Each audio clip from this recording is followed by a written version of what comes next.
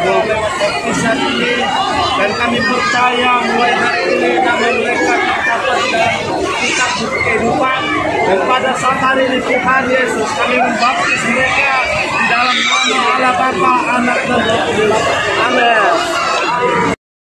Saudara-saudaraku yang dikasihi Tuhan dimanapun Anda berada, mari kita menyaksikan baptisan massal yang begitu luar biasa, di mana pada saat ini begitu banyak terjadi penuaian besar-besaran, di mana orang yang belum percaya kepada Tuhan Yesus memberikan dirinya untuk Tuhan dan mau percaya dan menerima Tuhan Yesus secara pribadi dan menyerahkan dirinya untuk dibaptis. Saudara-saudara, mari buka hati kita untuk melihat dunia pada saat ini sudah menyerahkan diri kepada Tuhan. Orang berbondong-bondong untuk dibaptis, untuk menerima Tuhan Yesus sebagai juru selamatnya. Mari saudara, kita saksikan bersama-sama. I have decided to follow Jesus. I have decided to follow Jesus.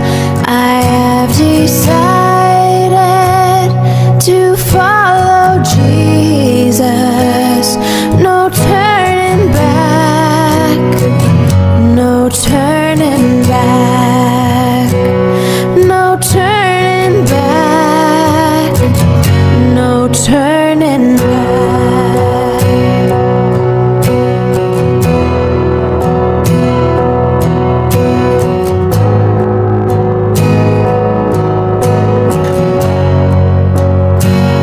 The world behind me, the cross before me. The world behind me, the cross before me. The world behind me, the cross before me. No turning back, no turning back.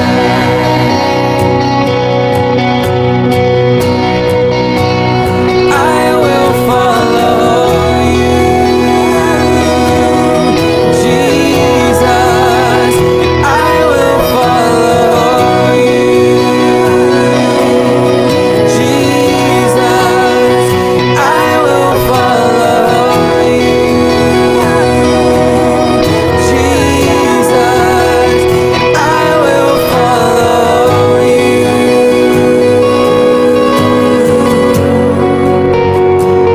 Though none go with me, still I will follow. Though none go with me, still I will follow. Though none go with me, still I will follow. No turning back, no turning back. Though I may wander, I still will follow. Though I may wander, I still will follow. Though I may wander, I still will follow. No turning back, no turning back. I will follow you, Jesus. I will follow you, Jesus. I will follow you.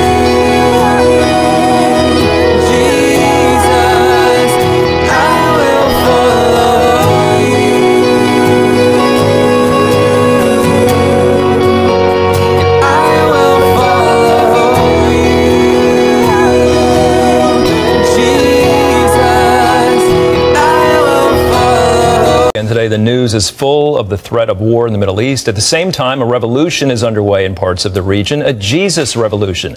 An unprecedented number of Muslims are forsaking Islam and choosing to follow Christ, especially in Iran. CBN's Gary Lane has the story. Iranians are growing tired of the Ayatollahs and a nation led by the empty promises of their Islamic theocracy. An anonymous internal poll found that 80% now prefer a democratic government, and many are leaving Islam. You have a country with one of the highest drug addiction rates in the world. You have a country where corruption runs rampant. You have a country where more than half the people live below the poverty line. And the people of Iran are looking at this and they're saying, wait a minute, if this is what Islam has brought us in the last 45 years, we're not interested. We want to know what the other options are. According to Todd Nettleton of the Voice of the Martyrs, the faith option many are choosing is Jesus, with at least 1 million Muslims reportedly leaving Islam for Christianity. How's the regime reacting to this? We've heard 50,000 of 75,000 mosques have closed, and I'm sure they aren't accepting that very well. This is not something that is making the regime happy, and really, in many ways, they are seeking to solidify their power and to crush any kind of dissent. And they certainly see the growth of the church. They certainly see Christian evangelism as a form of dissent. We have heard multiple stories this year of a Bible study, a home church being raided. Everyone there is photographed, everyone there is questioned, but then the leader of the meeting is held onto. They are arrested, they are detained, they're put in prison. Moreover, Nettleton contends family members and friends are more tolerant than the government about leaving Islam. They're kind of have the attitude of, hey, if you found something that works for you, if it's Jesus or if it's atheism or if it's whatever, if it works for you, I know Islam doesn't work. So I'm happy you found something that works. Well, I think what's happening there is actually representative of what's happening in the Islamic world. Don Schenk serves as executive director of the Tide Ministry. He explains how Muslims are experiencing dreams and visions, leading many to find purpose and a different understanding of God. We get responses from listeners who say, now I understand that God loves me. I always thought that God wanted to punish me. And I think there's an awakening, as I said, that's taking place across the Muslim world. Schenk states that Tide Ministry radio broadcasts are receiving positive responses in Afghanistan, where the Taliban pose great danger for those seeking information from secret Christians within the country. There's a lot of suspicion of, okay, if I'm going to meet with these people and share that I'm now a believer, are they really true believers? Or are they just trying to identify me? It's more than simply being ostracized or disowned by your family. It is actually the threat of death. So accepting new life in Christ means accepting the possibility of your life ending in this world. Christianity is also spreading in Yemen, where the Joshua Project reports Christian growth is almost double the global average. Next door, Nettleton sees the Saudi Arabian monarchy becoming a bit more tolerant of Christians and their churches. Not necessarily welcoming it with open arms, obviously, but just the understanding that it could happen, that there could be Christians here, and maybe that's not the worst thing in the world. That's such a change from what we would have seen 10 or 15 or 20 years ago. A move of God's Spirit bringing change that may eventually transform not only Iran, but the entire Middle East. Gary Lane, CBN News.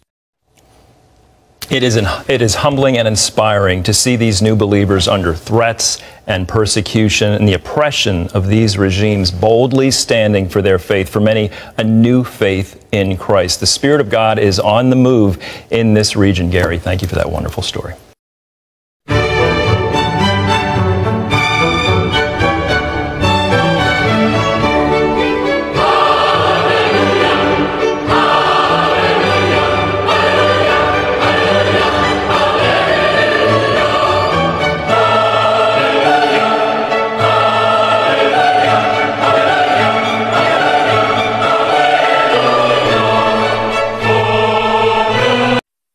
Ya.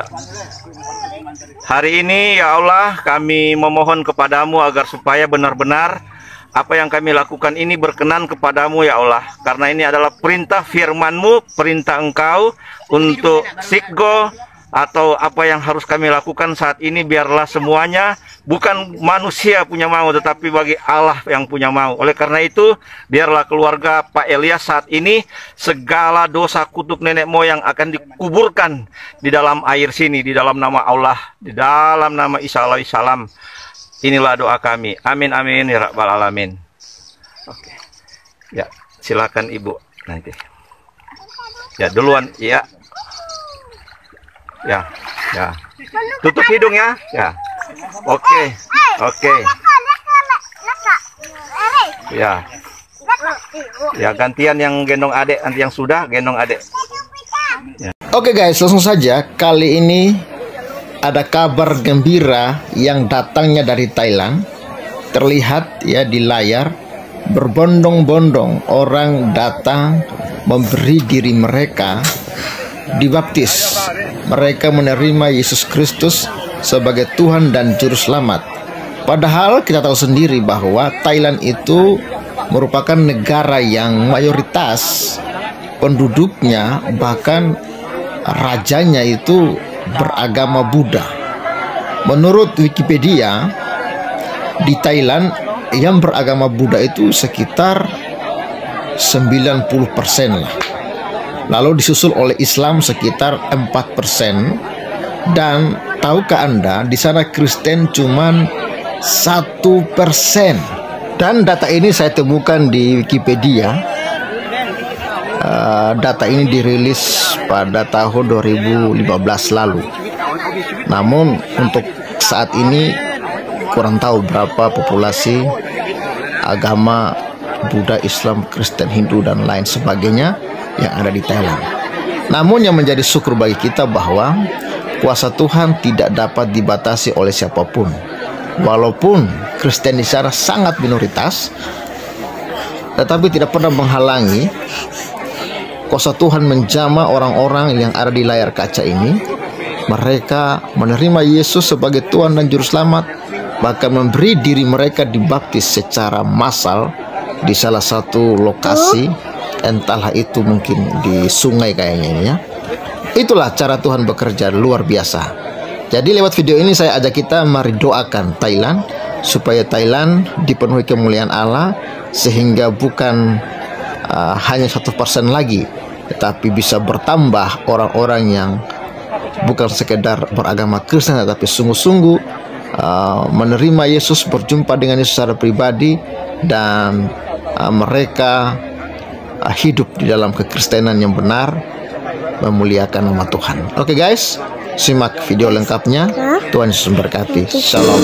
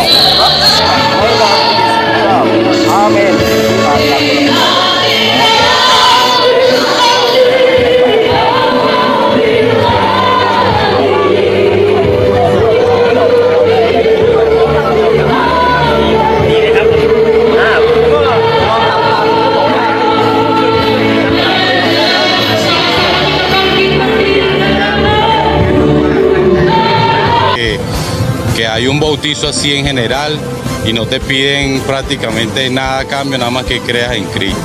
Lo que hoy sentí, nunca lo había sentido.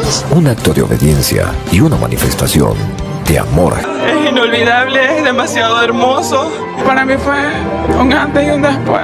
Bueno, para el mundo, y empiezo una vida para Cristo. Ese viejo hombre ahí quedó y ahora soy una persona nueva. Esta experiencia ha marcado mi vida para siempre. De verdad que no hay otro lugar donde quiera estar sino solo con Jesús. Yo los bautizo en el nombre del Padre, del Hijo y del Espíritu Santo. Amén. Un hecho histórico, nunca antes visto en el mundo, ocurrió en Venezuela. Soy de Caracas y sé que Jesús hoy va a cambiar mi vida. Yo soy de la HD de Mariala y venimos en esta mañana a recibir el bautizo de Jesús. Soy de Puerto Ayacucho, yo creo que este día va a ser una bendición. Yo vengo de la HD UCR y vengo este día bautizando. Venimos de Coro, de la iglesia en línea, y esta mañana venimos a recibir lo que Dios tiene guardado para nosotros. Yo vengo de Caribe, Estado Portuguesa. Yo soy de Barinas. Soy de Maracaibo. Un día en el que Dios manifestó su amor y poder. Yo vengo de los testigos de Jehová y yo sé que hoy Jesús me va a recibir, yo voy a cambiar mi vida. Siento que Dios me trajo al sitio indicado. Siento que mi comunidad va a cambiar y este es el primer paso. Más de 5.000 personas se bautizaron este 27 de junio. Ya no vivo yo, sino que vive Cristo en mí. Y muero para el mundo y empiezo una vida para Cristo. Toda mi vida y mi chamo también, para siempre. Siento que puedo darlo todo por Jesús y esta experiencia ha marcado mi vida para siempre. Estos bautizos son el resultado de la ardua labor del Evangelio Cambia. Primera vez que veo que hay un bautizo así en general y no te piden prácticamente nada a cambio, nada más que creas en Cristo. Lo que hoy sentí, nunca lo había sentido. Un acto de obediencia y una manifestación de amor a Jesús. Le doy gracias a Dios por haberme recibido.